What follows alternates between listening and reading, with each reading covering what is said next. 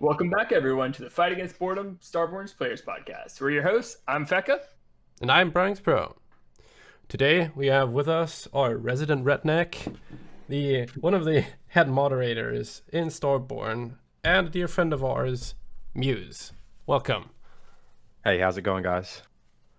So, we've started a new project, playing another server just for fun, while still playing Server 1 as it's drawing to an end, and it has come to mind the woes of playing several servers and doing the whole multitasking and stuff, especially when people kind of look to you when it comes to being in charge and a bit of guidance. So we thought it'd be a good episode to talk about the pros and cons of playing several servers at once.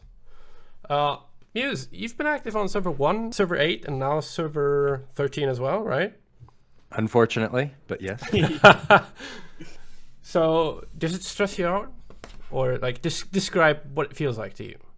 It is quite stressing. I'm a officer with y'all in Gravity. I have officer roles there. I spawned Server 8, and I told myself I was going to take it real relaxed. I had a couple guys from Gravity spawn in with me. We were all going to take it pretty calm, focus on Server 1. It turned out not like that. I actually took on more leadership roles, and I've been, doing the PR thing, trying to help a couple new players find their way in this galaxy. It's really stressful trying to play two. I rely on, you and Fecca to ping me if we need stuff done on Server 1. Most of my time's focused on Server 8. And now, even with Server 13, I've still got duties on 8 I'm going to keep up with, and I've got a solar flare on 13, so Gotta take care of that.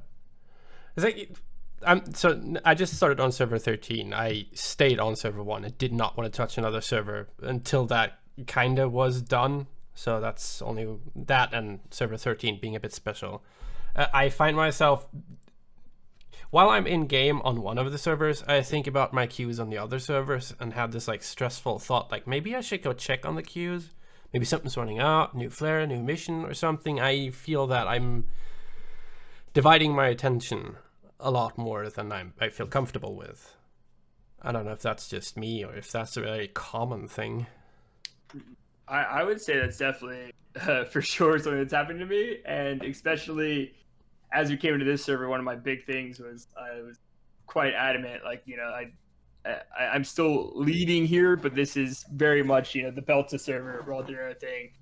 And even then, we still had complications with launch. As for like our second alliance, we just ended up having too many people spawn because there's a little bit of communication because I wasn't following up as due diligently as I would if I was playing one server. And I was like, oh, okay, yeah, you guys lead, like you do this. And we push around. I think we ended up with like 25 people in OPA. And then we ended up getting the messages from there. And I was telling Mews like the first day after Server 13 launch, I woke up back to like 50 something ping, and it's like, yeah, back to this is what a server launch is like. But then we still have Server 1 on the other hand, so that's been definitely like there's still something there to be done, right? We still do need to finish out the server. It is definitely well past the point of like full attention.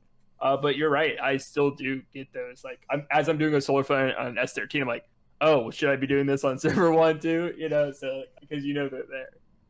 So that's definitely been something for me personally. I lucked out and set up a pretty good industrial cluster, so I could just set queues and log, freight log out of Server 8. Right. So, I think that's definitely a good like thing to think about if you're playing multiple servers. I think Mews is definitely doing it right. If you know you have to, setting up maybe taking the more laid back when we talk about roles and stuff like a shipyard or a factory role. Just something that isn't as active. I've been thinking more about like active resource generation a lot more now that I'm on two servers, and thinking about solar flares and ratings, obviously OP and stuff like we always joke about, like you get a ton of resources, but passive generation is pretty nice when you're trying to bounce back and forth and you realize like, oh man, like I just don't have the time to log back in and out. Yeah, focusing on the passive stuff is definitely a crutch if you can't spend a lot of time on the game. And whenever people talk about some of the stuff that's really strong to do strategy-wise or stuff you could buy from the shop, spending time on the game, or like having more time than others, is still, in my opinion, the strongest thing. And if you're playing 2 servers, now you want to spend twice the amount of time, but the day still only has 24 hours. It doesn't work like that. To me, I mean, I've long said that I only want to play 1 server at a time, and now I've went against myself kind of. But in general, I prefer quality over quantity when it comes to the things I do, because I just know about myself. I'm bad at multitasking. Like typing and talking at the same time is a no-go for me even.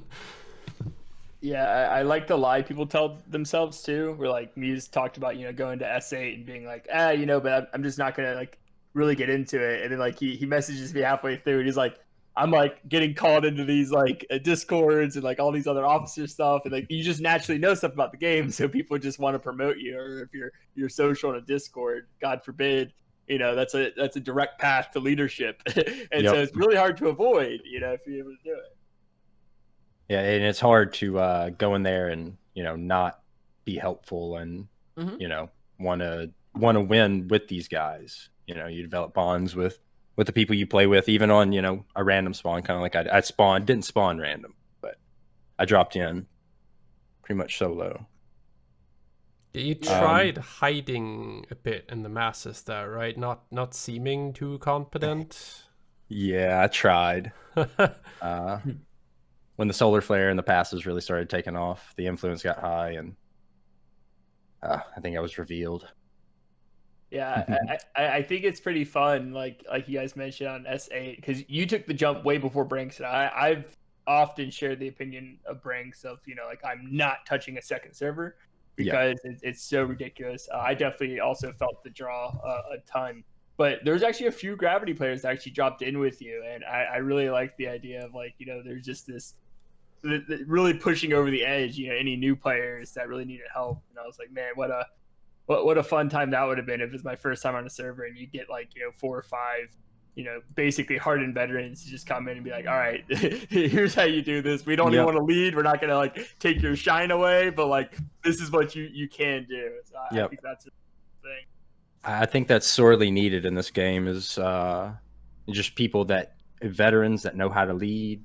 Just show them how to do it. These new guys are impressing me every single day. It just, breaking the ice on how to set up an AA, how to properly do sabotages. I think that goes a long ways into increasing not even just their playtime on this server and their playtime on future servers. Yeah, absolutely. I mean, when we play as Gravity or FAB, we pull in a couple of new players every now and then and teach them. And even with people that I guess you could say know what they're doing, I find it takes a lot of time and effort, and herding cats to get everything to work as smooth as I want it to work, right? So you've pulled in a couple of new people from server 8 that've been talking to us, and we've been kind of like guiding them collectively in the game. And just thinking about what's going on and hearing them talk about like going ham with a single FAB deep into enemy territory, I don't know what it would take from me to be involved in that, and just holding back and just understanding that you gotta let people do certain mistakes. Yep. For them to learn that, right?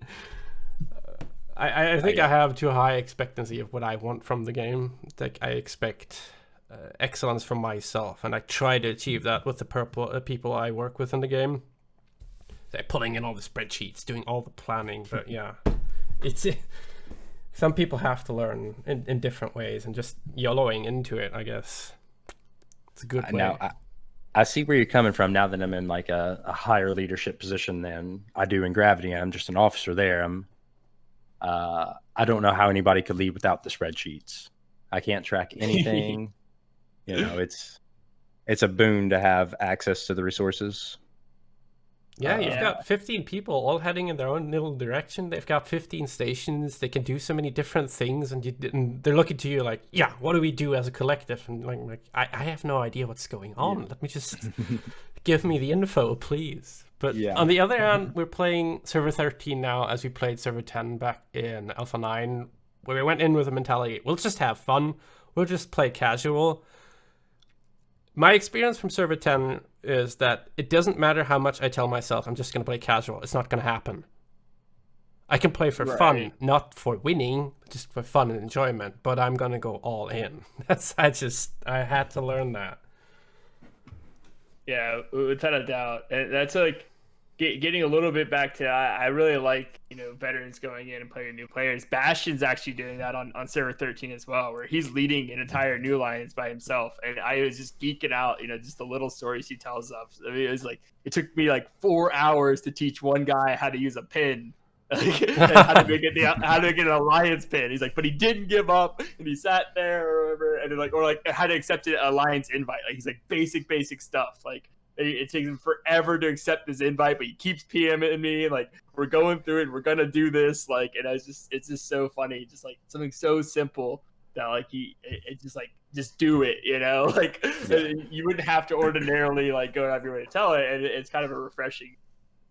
That's one of the things, if you play with veterans of the game that know how like the menus work and some of the like intricacies, and then you talk to someone who's completely new to the game, just their problems with the just basic stuff like the user interface, it just doesn't make sense to you. Like, how can this be hard? But the first time I interfaced with the game, yeah, I had those problems as well.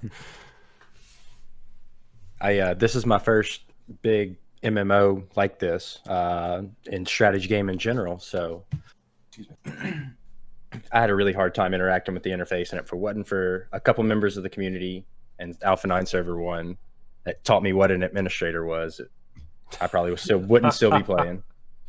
Oh yeah. So something that I notice when I'm playing on several servers now is going into the launcher and selecting the different servers. So it tells me that on one of the servers I've got 13 stations, but it's server 1. The other server is server 13, and I only had 1 station until recently. So I looked at the amount of stations, not what server it is, and I misclicked. I wanted to go to server 1, not to the server where I only had 1 station. It was very confusing to me. It's like, why am I back here? Yeah, I can't imagine like switching around that all the time and then not confusing yourself. And then it takes a few seconds or a minute or two to actually log out of the server and back into the one you were trying to go for, and then just getting your bearings. Yeah. And it's difficult because I play a lot on Google Chrome remote desktop, and just the interface with that is terrible. It's manageable, but not optimal. And just logging in and out is so hard. I rely on Alliance members putting pins on where I need to see. And yeah, you've done that. You asked me a couple of times to just link you coordinates that you could click on or stuff like that. Yeah, it's definitely like playing like multiple games of chess at one time, where if you've ever seen like those grandmasters, they'll go around and like play like 3 people at the same time. They just have to look at the chessboard, immediately grab like as much information as they can and make a move. And it's like flipping between the 2 servers. Like, luckily we're actually in the same spawn, but maybe that even messes me up a little bit more because like, oh, my stations aren't here, they're over there, right? So I'm looking at the same board, and you're trying to make things work. Especially here, I'm using Google Chrome Remote for those watching on Twitch, and it's like I have that to Google Chrome Remote into my laptop that's in the other room to play server 1, and so I can minimize, so I have actual Starborne on this computer, so I can run 2 versions of Starborne at the same time. And that's how I've definitely been managing to keep up with both games. It sounds super complicated the way you've put it, like Google Chroming into a laptop that you own that's in another room just so you don't have to leave your chair. Like, well, you could put the laptop in front of you, but then it's like you have to have a different mouse, different keyboard. This way, I can just put it up on my screen. It's just in a browser. It's like you're playing Starborne in a browser, basically. But it's just running on your machine over there. Why don't you just play on 2 different clients on the same machine? Oh, well, let me tell you what, that's not possible. I've given it quite a amount of time, despite what EXO repeatedly tells us, that if you line up 2 clients like on top of each other, if you mimic the folder, you can line up 2 clients on top of each other and click them at the same time. And I think Mews got in once. I think Stifler got in once. But besides that, you get this random unexpected error.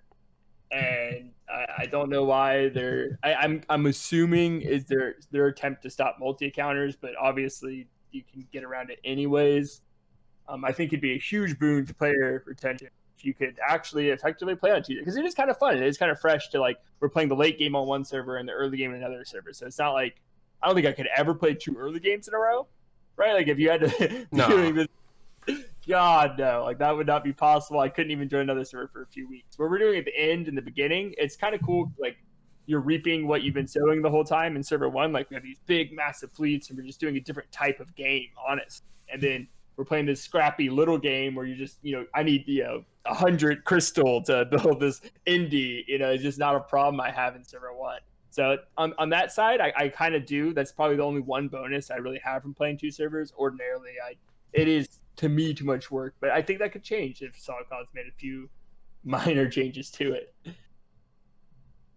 Yeah, I've been looking forward to the early game, like trying to min-max my rating and stuff like that, and build orders. Like that's something to me, it vanishes as soon as I get into like the later stages of the mid game on a server. It's like, okay, I've got resources coming out of my ears, and I don't have to care about every little detail. Because every little detail isn't as impactful because there's so many of them that I have access to. But the rush of just spawning in and like clicking everything really fast, just trying to eke ahead like this tiny little amount just by being a little bit faster than everybody else. Just it's a very different game, and it's refreshing doing that again.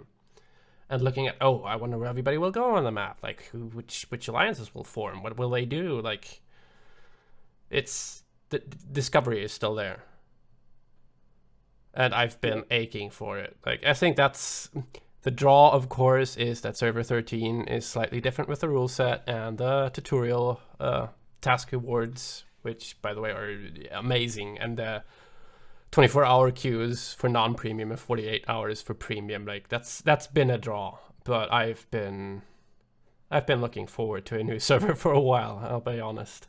Well, you know what it is too. Servers used to only last 2 months, and now we're at 2.5 months, and we're right about that 2-month mark, and it's like that's when I'm used to getting my new server, right? Like that might even play into it as well.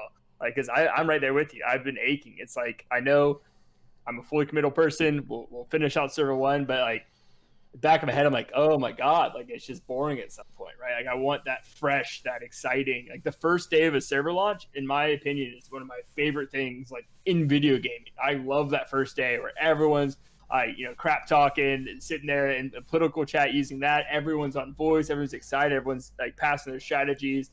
More recently, it's been, are you self-destructing? Are you not? And passing what you're doing if you are or aren't. And, how are you going to overcome this if you're self-destructing? How are you going to overcome this if you don't? And like, so those conversations are awesome. I think they're infinite. Like we'll probably have them for a crazy long time, but it's just exciting. I love it. People claiming that self-destructing is the only strategy. Others claiming that self-destruction, your first station is wrong in all the cases. That it's never right, and the back and forth. And how dare you link that guide and have no other alternative? Right. I think it's viable both ways. Yeah, it's a bit of a gamble. Like I said a couple of times, like if you have to have a good plan, the time to be there, and do something very specific. It's not a generic thing that's just, it's good to do in most cases. No, in my opinion, it's very specific cases. Just keep your green station. Just don't shoot yourself in the foot. I would never advise it. Yeah, you got. I would never advise it on your first playthrough. Yeah, that's exactly what I was gonna kind of get into, like trying to avoid I know I pulled us into it, but I'm gonna try to drag us out of making this another self-destruct podcast because it'll go on forever, man. That's something interesting though, like playing multiple servers, like not just at the same time, but in a row. Just comparing the different strats. Like the game is complex enough, in my opinion, where there's a lot of replayability. Like making different choices, interacting with people around you differently, trying out so many different things with all the different factions and policies you can choose, and station builds and starting strategies. And then you compare, like, okay, how did this go compared to the previous server, and why? And sometimes it's not you that made a mistake. it's just happenstance, something happened, and like just comparing all that and going over the data.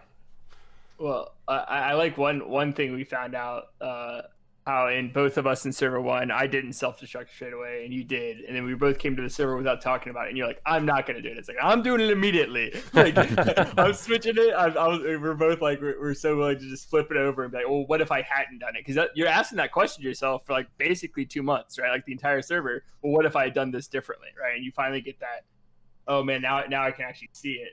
So there's definitely a point to hold off on it, but for that reason, for sure, I'm glad we're playing this one. It is unfortunately we couldn't wait out a little bit longer, or the server couldn't push a little bit longer for us to actually play them separately.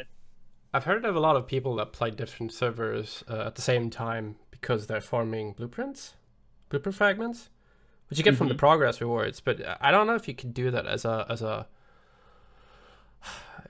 but on the side, kind of on the down low, not giving it too much attention, because you still want to curve in XP and actually gain the levels. So you have to pay some attention and actually gain the influence, build the stations, and keep on maintaining your account on that server.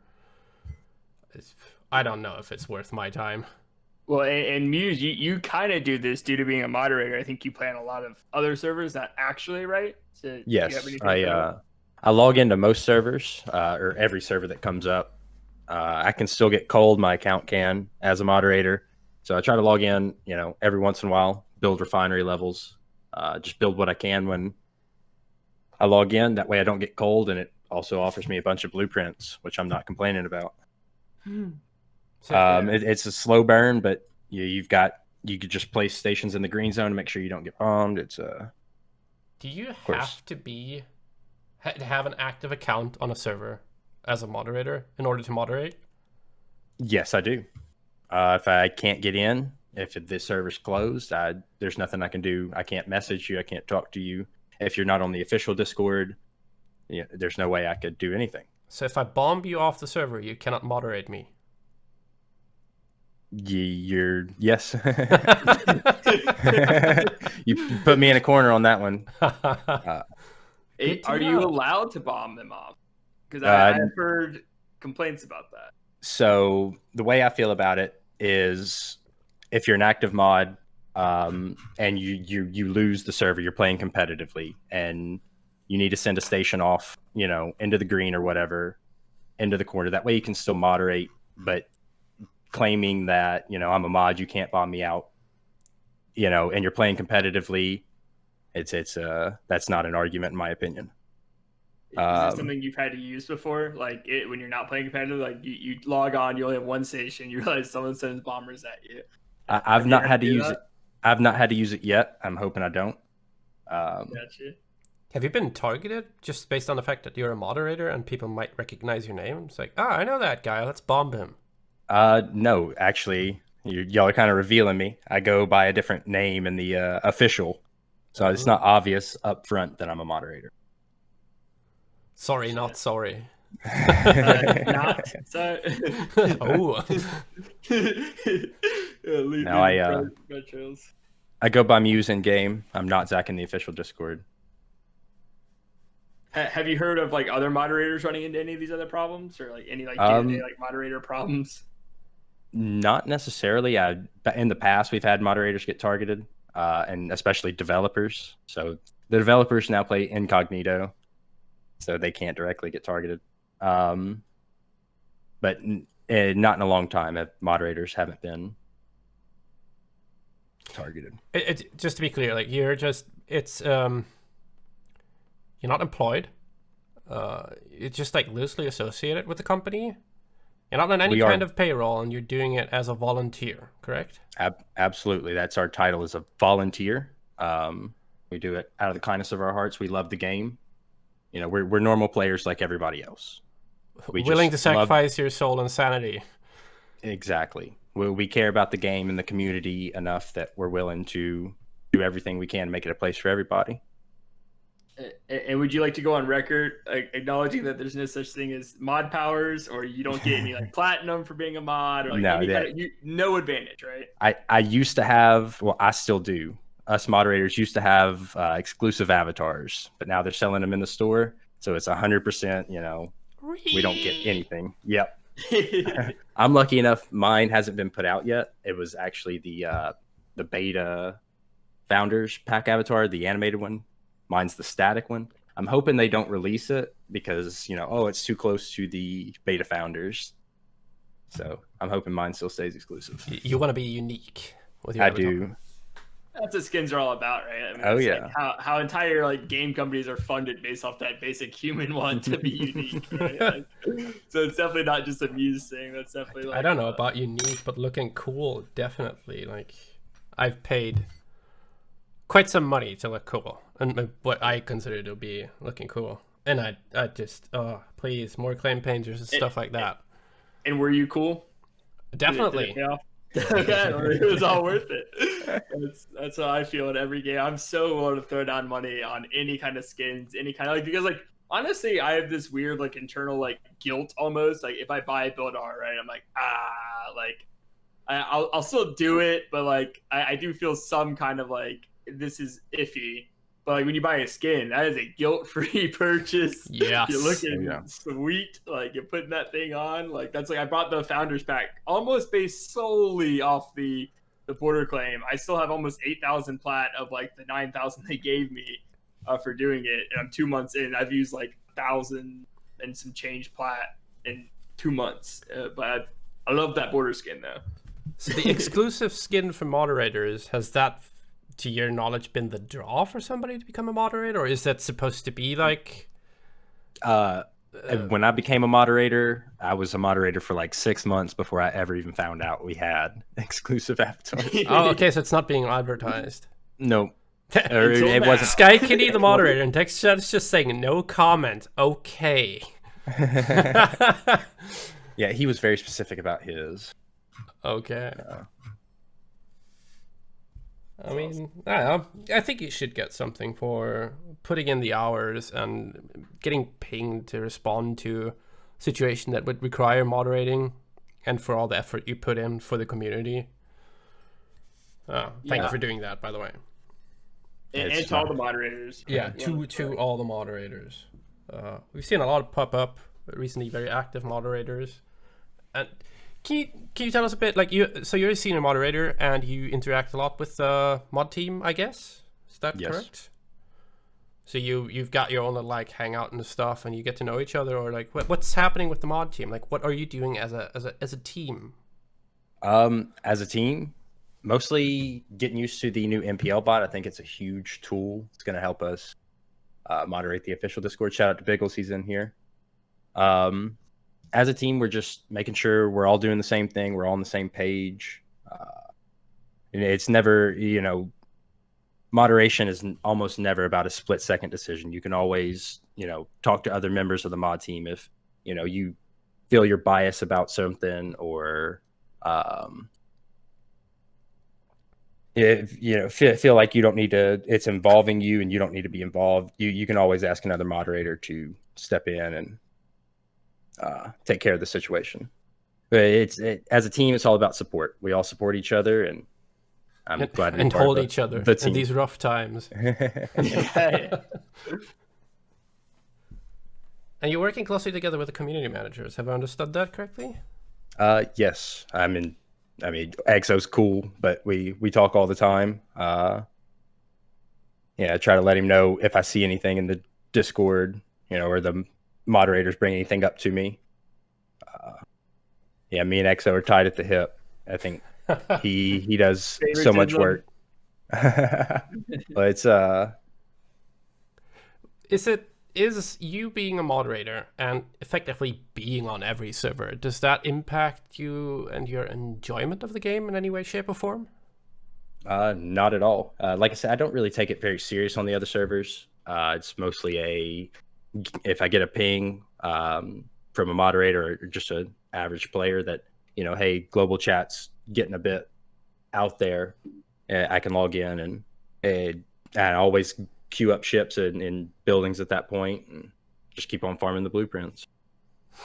Farming the blueprints. That's really the only incentive to be a moderator at this point, it seems, right? Like the hidden incentive to give you reason to get on a server to get those blueprints. Don't feel bad about taking up that one slot. It's like you don't have to convince yourself to go through the hassle of being on every server and farming the blueprints. It's now kind of like your responsibility, so guilt-free again. Yeah, it's like it's been 2 days, or what has it been, like slightly more than 2 days for server 13? Yep. Oh, it's like I like playing on that server. I hate myself already for playing 2 servers at the same time. It's like, the enjoyment for server 1, the server that's almost over, has dropped because I enjoy server 13 more. I feel bad for saying that, but at the same time not. Right, because it feels so good. Like, it's bad. I know I shouldn't like server 13 more. You know, we've poured our hearts into server 1, but like, oh man, like, my favorite thing today, logging onto the server, and you guys had painted every alliance like the top 40 red. And I was like, yes. Like, finally, I don't have to go talk to anybody. Like, 'cause that's 90% what I tell people when I play Starborne. 90% of my games in Discord, right? And whether I'm voice chatting with other alliance members or just typing to them, like texting, like saying, hey, you know, you're a member, spawned a station on one of our members, and now we need to talk about it for an hour to come to a mutual agreement. Of course, like, I love that kind of stuff, and that's why I do it. Like, not necessarily those like that's just part of the job, but like just to not have to do it and we can just have fun and just goofy. That part is so like enticing. Just I mean, we as a group have given server 13 a bit of a theme that we go for with this server, but am I the only one that when I play a new server, it's like in my head it has a new theme? I just paint it as something very different. It's not a repeat of the same game. I approach it as a completely new story. I do a lot the same. I like to play a different style just about every server. As I mentioned earlier, I'm playing Indie on server 8. It's my first time ever playing Indie. Not flying ships at all. So it's really fun you can change styles. And like you said earlier, Branks, it's got a lot of replay value. Yeah. So you can be anything you want to be. You can be anything you want to be. I want to be an Apache attack helicopter. Yeah, but that's a real thing, because like, I mean, a lot of people talk about that now that you mention it. You know, like every game of Starborne truly has its own narrative. Like whether you're painting in your head or not, like it's just such a different game because you're playing versus different people, right? And especially with a game with 5,000 people, it's wildly different from server to server, just based off of who the major players in the game are. And even if they're the same, like for a while there in alphas, you know, we were playing versus the same leaders basically in the same alliances. For the most part, obviously you'd get 1 or 2 new ones in and out. But we played versus the same alliances, at least like 3 servers now, right? So we got a lot of that same stuff. But even then, each of those servers was so different, and like the stories were different, and like new people always came into the mix, and it's always just that's what keeps Starborne fresh for me. I don't necessarily need the new rule set. This new rule set's awesome, and I love it. I'm a huge fan. I'm really happy we got back up to 20-man alliances. It feels a little bit better, so I can get more you get more of your friends involved, right? And then the queues are just such a quality of life. So big shout out to the account bound clean slate that you can get on server 13 right now from the tutorial task awards. And you heard that correctly. It is a account bound clean slate, not server bound. And you get it while it's hot. Joining an alliance. You don't even have to do anything. Log into the game, join an alliance, you get the account bound clean slate, right? Yes, spawn more level 1 Marauders for me, please. I think that the nerf or the sleeper buff was to minutia at 48-hour queues. Yes. You could just minutia a whole, like a whole station. Like a 54-hour queue, because the minutia also gives you an 8-hour queue. So I would argue that part may be a little nerfed because the 8 hours isn't like, oh my god, like, right? Yeah. But there's actually bonuses. The other half of it. Willie, Ataka, or whatever. Bill, all those just got in those task rewards, the golden bill that you get for one of the tasks. Wow, that's another big one. Yeah, I wonder why they didn't add a people gold are still Willy. Considering if they want to try out server 13 or not. I highly recommend just giving it a check and seeing. how that tutorial tasks, how they play out for you, how you like them or not, and in doing so, you will provide the company with more data, which is gonna be good. And actually, I think it's the big bill for joining an alliance, maybe, and like hitting level 1 or something like that was a clean slate. I think it came with the fact. But regardless, yeah, both of those are huge task rewards that we weren't even expecting that one too. I don't even think they fully told us. No, they just set revamped task tutorial tasks. It's like, yeah, cool. Guess we get a slightly more credits, a bit more resources. It's like, no, 30 free industrials. Go have fun. You get 500 credits for finishing the tutorial. I was like, what? I was like, I'm pretty sure we got like 2 before. Like, that's what it felt like. Like, here's some pocket change of credits. It's like, I guess found this on the ground while you were doing the task. Yeah. If I say, like, deal a couple of million bombing damage, you get 20 credits. It's like, okay, thank you. It's like, you finished the tutorial. Here, take 500 credits. You're like, wow. It felt good too, you know, like, oh, I finished this, like I've gotten kind of a base understanding of the game, and now like I can actually craft something, right? Like, yeah, it felt good. Like, the launch of this server has been very different because of the new tutorial tasks. Like, it was more faster paced, more activity, whereas previously it was kind of slow. In the beta one for me, server one was. Some of us who've played tournament, we remember the 2-hour click fest. So that was too much. I believe sure. The tutorial tasks as they were on the launch of beta were a bit too slow. We've been playing with now on server 13, like, felt amazing. So any hardship I may have with playing 2 servers at the same time, that tutorial system by itself just makes up for it completely. Yeah. Agreed. Have they said anything about rewards, by the way, for completing a server and placing anywhere on the leaderboards for anything? Not as far as I know. Not even the moderator knows. Damn. Nope. Right. Well, that's another big reason for why it felt so bad to try so hard on server 1. Like, obviously, like, server 1, like, there's a lot on the line, right? And you're gonna, like, at least for the veterans, right? That's the new version. Who can play the best on a new version? And that's just, there's something kind of cool to that, being like, you know, trying to game the system before anyone's gamed the system, right? That's kind of like the idea of server 1. So there's a lot of competition there, and you naturally want to try harder. But yeah, not getting any kind of actual reward is, I think, plays a lot into our server 13 like theme for idea of like, why does it matter if we win? Like, oh man, like I really don't need to stroke my ego any more than it's stroked, right? Like, we don't need to win this, right? So that's why I'm really looking forward to just having fun, just playing the game, just play the game. I know, you know, most people only play games to win, but I think most people are pretty cool with it in our alliance. That, like, you know what, let's just enjoy stuff. I'm able to try stuff that I just haven't really been able to try because I didn't want to take the risk on the first server, because I just wanted to make sure, you know, we're forward and we're doing stuff well. Yeah. Big one for me is that I'm not going to be organizing any large scale stuff. I hope I can stay away from that. Keep the spreadsheets closed and just focus on my own gameplay a bit more. Being able to be quote unquote casual in that way, because I cannot. It's like, even with that, I feel playing 2 servers takes away a bit from my focus. But if I just imagine trying to try hard on 2 servers at the same time, no way. Yeah, I get the same vibes, man. Like, I don't know. I know some people do it. Some people like it, man. Some people get into it.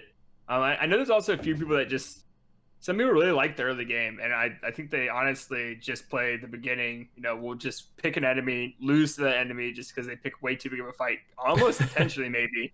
And they just play another server. Like, all right, cool. I maybe ruin that one guy's game. On to the next one. And I think that's a fair play style too. Like, if you just like the early game, you know what you like. You want to just go try to mess some people up and see how many people you can kill before you die.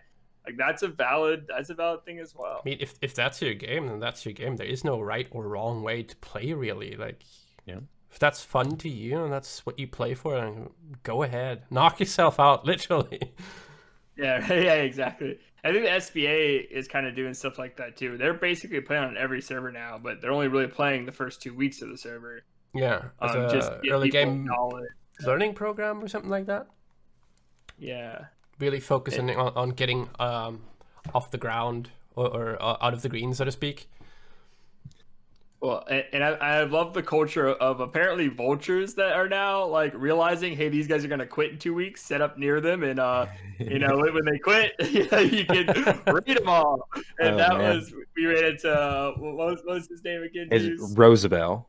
Roosevelt, yeah, and I was like crying, laughing. I was laughing so hard. He's like, "It's free loot, man! Like it's a pro tip. Like trading ports everywhere." Yeah. He's like, they announce where they go and everything. Like, he's like, you got to make a Fecka's first guide on this. And I was like, oh man, there's too much, dude. But I had a lot of fun with that. Like, it's just like unintended consequences of things you do, right? You're leading alliances in with the intention to only play 2 weeks to teach that early game. And then you have a whole ecosystem of now predators farming off these people. So I think that's awesome. And you completely player driven. Only because you've played on server 8, right? Yeah. So that's a big boon. The more servers you play, the more people you can potentially meet. Like I said, I was over there, trying to teach some people, but as corny as this is going to sound, they've taught me a lot about how to think about the game, and because a lot of new players are coming in and they don't have the ingrained knowledge of Alpha 9, where it was taboo to lose ships on NPCs. and these guys are clearing the red zone bosses, and it's cool to see different approaches from. Definitely, I've always played a super safe style, and definitely the teacher often learns from the student as well. Yeah, that's something it's pretty cool. I really like. Again, with that, I prefer quality over quantity. I wouldn't just drop in and try to recruit an alliance of 14 new people and try to teach 14 new people. That seems like a daunting task to me. I'd prefer to have to tutor 1 or 2 or maybe 3 guys. Yeah. Or gals. 14. Because I would try to go big anyways, right? You've got 14 new people that might be in over their head. Well, like I said, Davo and Krillian, Whippy, they've all come with me, and they've been a godsend to help out. Yeah, that's probably the biggest bonus I see now. Really thinking about everything, all the bonuses wrapped together of playing multiple servers is definitely that human connection part. The real reason I think I play Starborne, right, is meeting all these different people, and it was really cool. Roosevelt, I guess, posted something on the Starborne Reddit, which is a running joke that basically it's me and 2 other people posting on Reddit ever. So someone new posted something. I was like, oh my god! It was sucking up solar flare. It was some meme he made, and I was like, oh, that's hilarious. And Mews I play with that guy, and I was like, what? What are you talking about? I was like, oh, that's it. I was like, dude, so that's super cool that you're bringing in all these other people into the fold, and being able to play with them, and seeing these new people enter, and then kind of almost having a little bit of a connection. Right now, we kind of connect through Mews because we played in that. So it's not so delegated between only vets are on S1 and only noobs are on past that. So that's been cool too. I love the meme just because it was more content. It kind of made me think of that one little video clip some guys made of a campaign they had where they cleared out with their FAB a bunch of guys, and they took a screenshot of the map every day, and then they made a little GIF of that and just showing their progress. And they even advertised their own little alliance and some kind of logo that. Just the more content from more people that just play this game and feel like creating stuff like that to me is always amazing. Just more memes, please. Right. More stories. Right, and that's kind of why we started doing the podcast and stuff, right? We just wanted to see more Starborne content, right? And we don't ever think Biggles, I think, starting now his podcast. I just thought that was the coolest thing ever, right? And instead of, I think a lot of people would probably go the opposite way and be blah blah blah MySpace. I'm dude, it's all content, right? The more people that listen to any podcast about Starborne is more likely to watch another Starborne podcast, right? We're all in the same ship together, and the more content we make as a group and as a community, the more people that can come into the game, realize there's a real community with all kinds of stuff around, and be able to get more immersed into the game culture much more quickly. In my opinion, that's how I think it all plays into itself. So the more people doing stuff, the more YouTube videos you create, the more GIFs you create, the more I love the pink snail video of like why you should have a level 1 drive core. Like that was a lot of fun. Like I just enjoyed watching that. Like just seeing more Starborne stuff is cool to me. Like I really enjoy it. So I also always love when people make a story or a meme or just some content about the game, and then the devs or the community managers stumble upon it and they're like, "Whoa, this is awesome!" Right? They make this game, create that content for us, and then some content is created back at them incidentally, and they get to. That must be an amazing feeling. So just people interacting with the stuff you made in that way. It's a nice interaction. And one cool thing, I mean, this is a little bit sidetracked, but it's about content creation. I just made that Scythe version of Starborne, and the devs caught word of that, and they're like, "We have Scythe in the office, like the board game," and they're like, "That's so cool!" Blah blah. And we commandeered the assets for ship models and stuff, and got to like really use the ship models, and like I had so much fun playing that with the guys in the community, like being able to be Zayok and fly your Corvettes around, like kind of tabletop atmosphere. And I was like, oh my god, like the directions for like IP for Starborne to me is just so cool, right? You want to see more and more. It's the same thing if you see like something Star Wars in the store, like you're just more likely to buy it, right? Like people catch on to that kind of stuff, and I just want to see more Starborne stuff. I want to see fan merch. Like I want to buy a Harvey plushie. Please, that's all I want. Or like faction t-shirts or like keychains or stuff like that. Like, I mean, come on. Sell me a hoodie. When we first joined the game in S8, there was this picture like when they went to the player party, and I think it was what's his name, Uncredible or something like that. Yeah, he had this Death to Lupus shirt, and he said a bunch of them got it, and it's just because they would always like, I don't know, like Lupus is always just where certain people spawned or something. Just Death to Lupus, and that was like one of my favorites. I was like, oh my goodness, like that's so cool, like buying that shirt.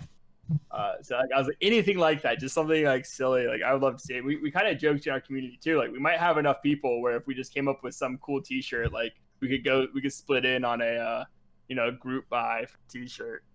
That would be awesome. Logistics for getting them to like all 30 different countries we live in it might be a little tough. Yeah, all over the planet. Yeah, and that's something like this genre that we play is amazing because like the lag that you have doesn't really matter, right? If I have like 30 ms and you have 180 or 240 connecting to the server, it doesn't really matter. So I get to play actively with people from Australia, Japan. We had one guy, or it's like USA, South America, all these Sweden. Places. Yeah, Sweden.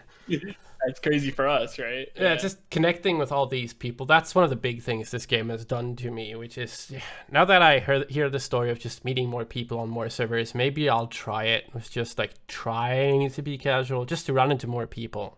That has been one of the best things about this game for me. I continuously say this, like 50% at least is community. I'd have to say more than that. I mean, you can only look at lines on the screen for so long before you want to talk to some people about the lines on the screen. I've seen some patterns, guys. What do you think? That's actually really funny. That's a good way of putting it. I mean, just the lengths we'll go to remind each other about stuff in the game. Like, get a hold of each other. Like, dude, the star right next to you has flared. You should go for it. It's like, what? You did that to me at 5 in the TV. morning. At 5 in the morning, I was asleep. I woke up to like a 3-hour-old text being like, "Yo, your son is flaring." Yeah, I'm like, get up, and there's an hour left, and I'm like, "All right, I hit it. Like, leave me alone." But it was good, right? That's an awesome part of it. I might be watching TV or something. I'm like in my head, and then a ping goes out. I'm like, oh, I'm being pinged again. But then it's something. It's like, oh, well, actually, thank you. Yeah. Right. I hate you for like 30 seconds until I logged in. And then you see everyone in voice. You're like, all right, now that I'm here, might as well join that. And then it's just like it spirals out of control. All of a sudden, your whole day is gone. Yeah, but imagine being on like 2 or 3 or 4 servers at the same time. That's like 4 times as many pings about stuff like that. That's what I'm telling you, man. I'm waking up to so many pings just only being on 2 servers. I can only imagine. And my day still only has 24 hours. That's what I was like.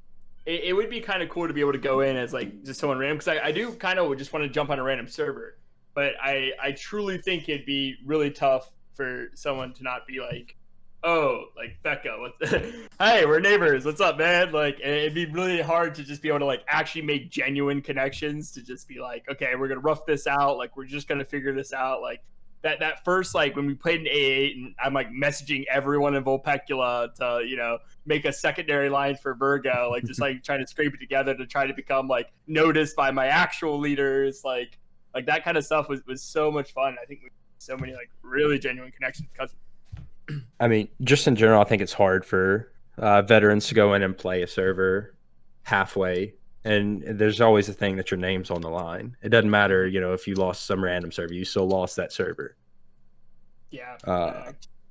So you know, you carry a bit of pride with you, and you want to do your best. And if you're a veteran, that translates into spending way too much time on a server you said you were going to take casually. Yeah, exactly. I wonder if this will be the same way, where as server 10 on Alpha 9, where we have to remind each other, like, dude, stay casual, all right? Stay casual, yeah. Stay casual, bros. And they'll turn on you, right? Like the people that like wanted to be the most casual, like, dude, you're supposed to be casual. Shut up. Like, you like leave, like, you know, mind your own business. Like I'm up all night. Like, so you know, some people can't stop themselves. That's what we always joked about too. Like none of us can actually truly be casual, because as soon as we try to be, you know, it overtakes. But it's all in good fun. I mean, this isn't a casual game. It's not. Well, you think it would be, right? Because I don't have to be on all the time. Oh, like, 48-hour queues. That sounds casual. Nope. 40K suns. Yeah, dude. Gotta be on every 2 hours.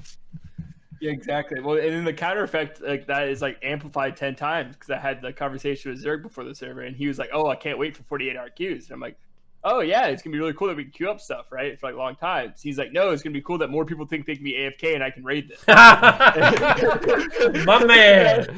Yeah, and I was like, so now it's like it's flipped, and right now you're gonna be more active because other people are gonna be potentially less active because they think they can be. And so once again, it's like all the unintended side effects of, you know, you push one thing out. And I also noticed that I just played myself, right? I had this timing of like sending out my corvettes on raids and them coming back, and I had like, okay, I've got this much time in between where I can like just do something else. And now I've built Stargate level 5. They'll be home sooner, so I have to come back and manage more. Like, I want to be faster and raid more, but now I have less time to spare on other stuff. Yeah, I've done this to myself. Why would you allow me to do this to myself? You're supposed to be my friend. Keep me from doing that. But I'll be honest, I played the MPL on server 1 just going passive and thought like, yeah, I can just chill, they'll be fine. Dude, no. No. It's only fun for so long to compete with somebody like Portland and Hohenheim on like how high can you push the resource numbers, but I miss my corvettes and my scouts. Yeah, I'm gonna try to actually play like a fun like mixture hammer, because I played MPL hammer last one just to see if I could make it work. We didn't end up really doing any actual fights, so I guess I didn't really get to truly test it. But it was definitely awkward, like until I got finally to frigates. I considered switching a bunch of times, so I just wanted to get the experience. But yeah, so I'll probably end up as Zayok on this one for sure, just so I can get what I wanted, the bloodlust from server 1. And see, I'm doing the complete opposite. I played Zayok and raided and server 1, and now I'm gonna play Terran and MPO. You think as a factory, or just like resource generating and like freighting and building alliance structures, you're not fighting, but you actually are fighting the streaming UI.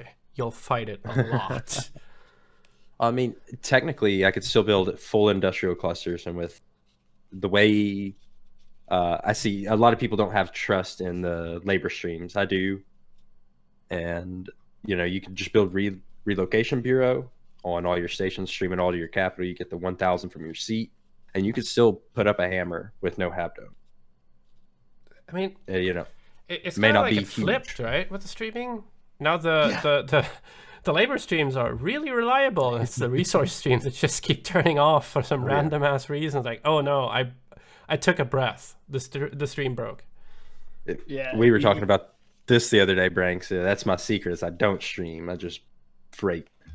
Yeah, I got trapped by the whole thing of like, yeah, 2-range TPs and like streaming. That'd be amazing, right?